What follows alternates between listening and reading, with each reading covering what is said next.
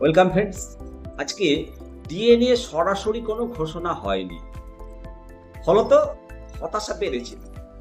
সরকারি কর্মচারী, শিক্ষক প্রত্যেকের মনে হতাশা বেড়েছে। কিন্তু বন্ধুরা, গল্পে একটা টুইস্ট আছে। ঘোষণা না হলেও সরকারের ইঙ্গিত অত্যন্ত পজিটিভ। একটা বড় ইঙ্গিত দেওয়া হয়েছে।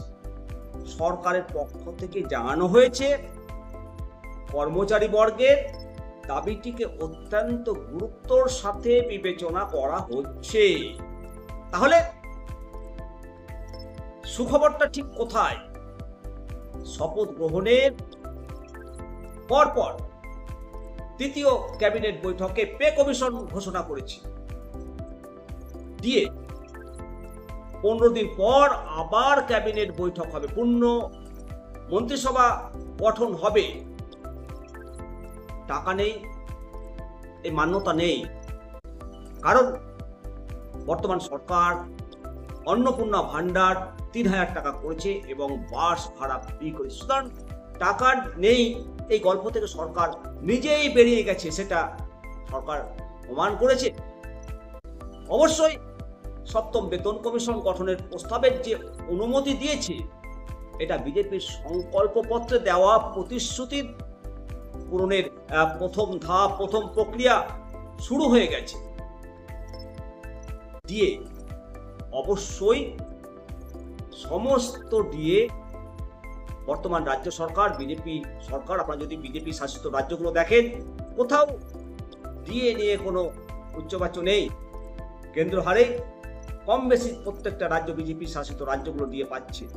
পশ্চিমবঙ্গের সমস্ত কর্মচারী কেন্দ্রীয় হারে ডিএ পাবেন, এটা আমরা আশাবাদী। অবশ্যই দর্শক মণ্ডলী, সরকারের এই পদক্ষেপকে আপনি কিভাবে দেখছেন? আপনার কি মনে হয় রাজ্য সরকার খুব দ্রুত কেন্দ্রীয় হারে ডিএ পাওয়ার জন্য পদক্ষেপ নেবে এবং আপনি কেন্দ্রীয় হারে ডিএ পাবেন, নাকি এটা শুধুই সময়ের অপেক্ষা? আপনার মতামত অবশ্যই কমেন্ট সেকশনে জানাবেন। আমার মতামত, অবশ্যই রাজ্য সরকার সমস্ত ডিএ ফুলফিল করবে। আমার মতামতের সঙ্গে যদি আপনি সহমত হন, অবশ্যই কমেন্ট সেকশনে কমেন্ট করবেন। 45 দিনে পে কমিশন এখন ইমপ্লিমেন্ট হতে কতটা সময় লাগে সেটা আমরা দেখব। আমরা দেখব কত তাড়াতাড়ি রাজ্য সরকার দিয়ে দেয়। অনেকেই নানামুনি নানামত, অধৈর্য হবেন না।